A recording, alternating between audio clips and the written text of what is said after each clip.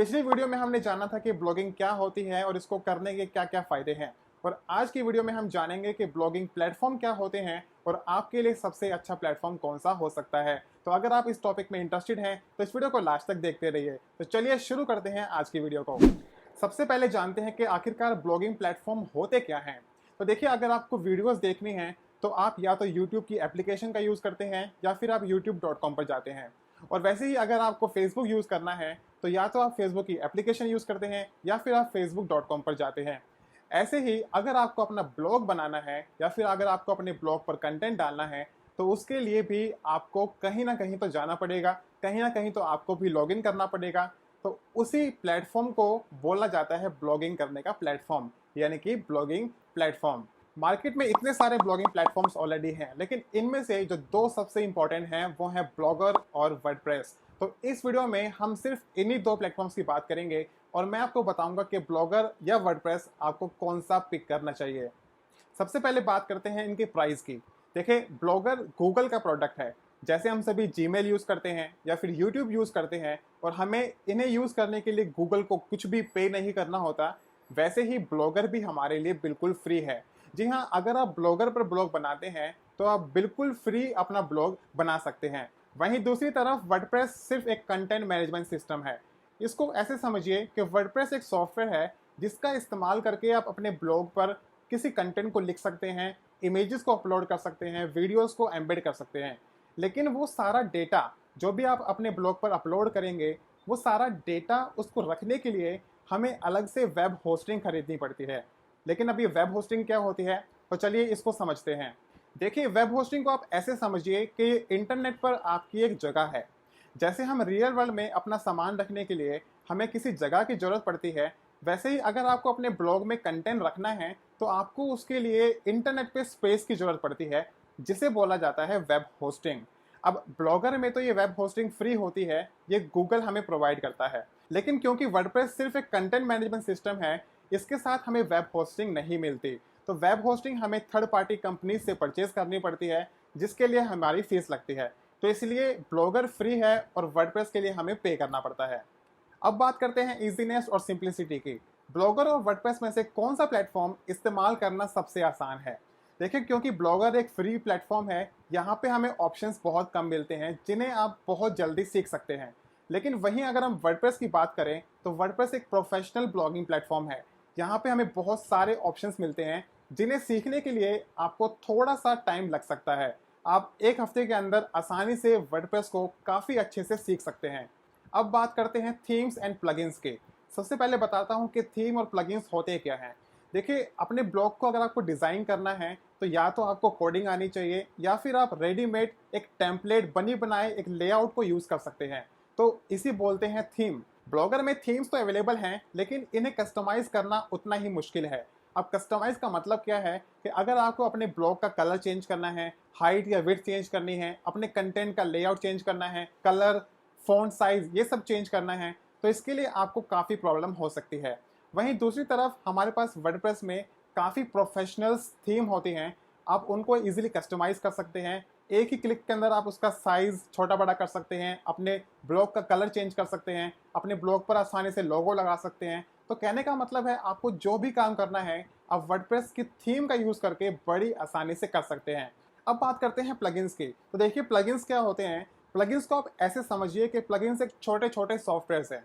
अगर आपको अपने ब्लॉग में कुछ नया फीचर ऐड करना है, मान लेते हैं कि आपको अपने ब्लॉग की लोडिंग स्पीड तेज करनी है, आपको अपने ब्लॉग के अंदर अपनी इमेजेस को छोटा-बड़ा करना है या फिर अपने ब्लॉग के अंदर आपको बैकअप लेना है, कोई भी आपको फंक्शनैलिटी ऐड करनी है, नया फीचर ऐड करना है, तो वर्डप्रेस में हमारे पास बहुत सारे प्लगइन्स हैं। तो कहने का मतलब है, आप इसको ऐसे समझिए कि अगर आपको अपने वर्डप्रेस ब्लॉग के अंदर कुछ भी करना है तो उसके लिए आपको कोडिंग की ज़रूरत नहीं है। हमारे पास उसके लिए बने बनाए प्लगइन्स हैं। कह सकते हैं कि छोटे-छोटे सॉफ्टवेयर्स हैं जिन्हें आप अपने ब्लॉग में डालकर वो फंक्शनैलिटी, वो फीचर ऐड कर सकते हैं। लेकिन वहीं दूसरी तरफ हम ब्लॉगर में कोई भी प्लगइन ऐड नहीं कर सकते। जी हाँ, ब्लॉगर में ये सबसे बड़ी कमी है कि वर्डप्रेस की तरह हम ब्लॉगर में कोई भी प्लगइन ऐड नहीं कर सकते। अगर आपको छोटा काम भी करना है तो उसके लिए आपको कोडिंग आनी चाहिए या फिर आपको इंटरनेट से कोड लेकर उसे अपने ब्लॉग में डालना पड़ेगा। तो अगर आपको कोडिंग की बिल्कुल भी जानकारी नहीं है तो ब्लॉगर यूज़ करना आपके लिए काफ़ी मुश्किल हो सकता है। चलिए अब कंपेयर करते हैं एसईओ फ्रेंडलीनेस के बेस पे। सबसे पहले आपको बताता हूँ कि एसईओ होता क्या है। देखिए, अगर आप अपने ब्लॉग को गूगल पर रैंक करवाना चाहते हैं, अगर आप चाहते हैं कि यूज़र आपके लिखे हुए टॉपिक को अगर गूगल पे सर्च करे तो उसे आपका ब्लॉग दिखाई दे, तो उसके लिए आपको अपने ब्लॉग का एसईओ करना पड़ता है, जिसे बोलते हैं सर्च इंजन ऑप्टिमाइजेशन। यानी कि आपको अपने ब्लॉग को ऐसा बनाना पड़ता है जिसे गूगल पसंद करे और गूगल पे आपके ब्लॉग को सबसे टॉप पर दिखाए।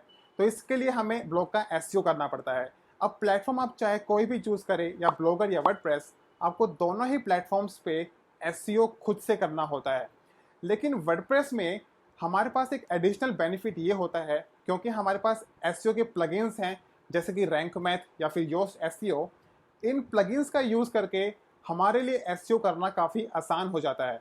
तो इसलिए अगर हम एसईओ फ्रेंडलीनेस की बात करें तो वर्डप्रेस ब्लॉगर के कंपैरिजन में काफ़ी ज़्यादा एसईओ फ्रेंडली है। अब बात करते हैं ऑनरशिप की। देखिए, क्योंकि ब्लॉगर एक गूगल का प्लेटफॉर्म है, आपको ये प्लेटफॉर्म फ्री में दिया जा रहा है इस्तेमाल करने के लिए। लेकिन इसका मतलब ये नहीं है कि आप अपने ब्लॉग के ऑनर हैं। जी हाँ, आप अपने ब्लॉग के ऑनर नहीं हैं। ऑनरशिप अभी भी गूगल के पास है। आप सिर्फ उस ब्लॉग पे लिख रहे हैं एक राइटर की तरह, लेकिन वो ब्लॉग आपका नहीं है, उस ब्लॉग पर गूगल का अधिकार है। तो अगर आपके ब्लॉग पर कुछ भी इलीगल एक्टिविटीज़ होती है, या फिर कुछ आप ऐसा काम कर देते हैं जो आपको नहीं करना चाहिए, तो गूगल आपको बिना बताए, बिना किसी नोटिस के आपके ब्लॉग को सस्पेंड कर सकता है, डिलीट कर सकता है। लेकिन वहीं दूसरी तरफ वर्डप्रेस आपका खुद का प्लेटफॉर्म है, पूरी ऑनरशिप आपके पास है। आप जैसा चाहे उसे कस्टमाइज़ कर सकते हैं, जैसा चाहे उसे ऑपरेट कर सकते हैं। और अगर बात करें सिक्योरिटी की, तो कहीं ना कहीं ब्लॉगर में आपको सिक्योरिटी ज़्यादा मिलती है, क्योंकि ये गूगल का प्लेटफॉर्म है, तो गूगल इसकी सिक्योरिटी खुद करता है। लेकिन वर्डप्रेस में, क्योंकि ये आपका प्लेटफॉर्म है, इसकी सिक्योरिटी भी आप ही को देखनी है। तो इसके लिए हमें एक अच्छी वेब होस्टिंग का इस्तेमाल करना पड़ता है, अच्छे सिक्योरिटी के प्लगइन्स लगाने पड़ते हैं, तब जाके हम अपने वर्डप्रेस ब्लॉग को सिक्योर कर पाते हैं। और अगर आप टाइम टू टाइम अपने ब्लॉग का बैकअप लेंगे, तो कुछ भी मिस हैपनिंग होने पर आप अपने ब्लॉग को ईजिली रिस्टोर भी कर सकते हैं। तो ओवरऑल देखा जाए तो कोई भी ऐसा इशू नहीं है जो आपको सिक्योरिटी के लिए डरा कर रखे।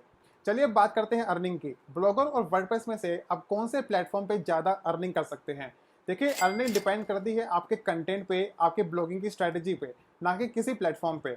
तो मैं कहूँगा कि आप ब्लॉगर या वर्डप्रेस कोई भी इस्तेमाल करें, आप दोनों ही प्लेटफॉर्म पे अच्छी अर्निंग कर सकते हैं। आप चाहे अपने ब्लॉग पर गूगल एडसेंस लगाना चाहते हो, या आप एफिलिएट मार्केटिंग करना चाहते हो, आप ब्लॉगर और वर्डप्रेस दोनों ही प्लेटफॉर्म्स पे गूगल एडसेंस और एफिलिएट मार्केटिंग कर सकते हैं। तो अगर आप अर्निंग को लेकर परेशान हैं, तो आप कोई भी प्लेटफॉर्म यूज़ कर सकते हैं, इसमें आपको कोई भी परेशानी नहीं आएगी।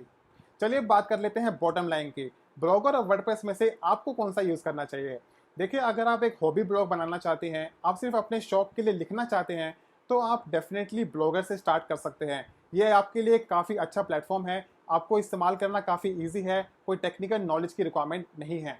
लेकिन अगर आप ब्लॉगिंग को एज ए करियर देख रहे हैं, आप ब्लॉग से अर्निंग करना चाहते हैं, एक फुल टाइम प्रोफेशन बनाना चाहते हैं, तो मैं आपको 100% रिकमेंड करूंगा कि आप वर्डप्रेस से शुरुआत करें। वर्डप्रेस एक प्रोफेशनल ब्लॉगिंग प्लेटफॉर्म है। आप यहाँ पर अच्छे खासे ब्लॉग्स बना सकते हैं, highly professional SEO friendly blogs easily बना सकते हैं, और थोड़े ही टाइम में आप वर्डप्रेस को आसानी से सीख भी सकते हैं। तो मैं आपको यही रिकमेंड करूँगा कि अगर आपके पास बजट है और आप एक फुल टाइम ब्लॉगर बनना चाहते हैं, एक प्रोफेशनल ब्लॉग बनाना चाहते हैं, तो आप वर्डप्रेस से ही शुरुआत कीजिए। और इस चैनल पर मैं जितने भी ब्लॉगिंग के वीडियोस आपके लिए लेके आऊँगा, उसमें मैं वर्डप्रेस का ही आपको एग्जांपल दूंगा, क्योंकि मैं खुद वर्डप्रेस ही यूज़ करता हूँ। आई होप गाइज आपकी टॉपिक अच्छे से समझ में आ गया होगा कि ब्लॉगिंग प्लेटफॉर्म्स क्या होते हैं और ब्लॉगर और वर्डप्रेस में क्या डिफरेंस है, और आपके लिए कौन सा प्लेटफॉर्म अच्छा है। तो आप नीचे कमेंट करके मुझे बताइए कि आप कौन सा प्लेटफॉर्म यूज़ करने वाले हैं, ब्लॉगर या वर्डप्रेस। और अगर आपने डिसाइड किया है कि आप वर्डप्रेस के साथ जाना चाहते हैं, लेकिन आपको टेक्निकल नॉलेज नहीं है, तो डिस्क्रिप्शन में हमारे टेलीग्राम ग्रुप का लिंक है, उससे आप जाके जरूर ज्वाइन कीजिए, जहाँ पे मैं और मेरी टीम आपको हेल्प करेगी आपका वर्डप्रेस ब्लॉग स्टार्ट करने में। तो मैं अंकित सिंगला मिलूंगा आपसे अपनी अगली वीडियो में, तब तक के लिए हैप्पी ब्लॉगिंग।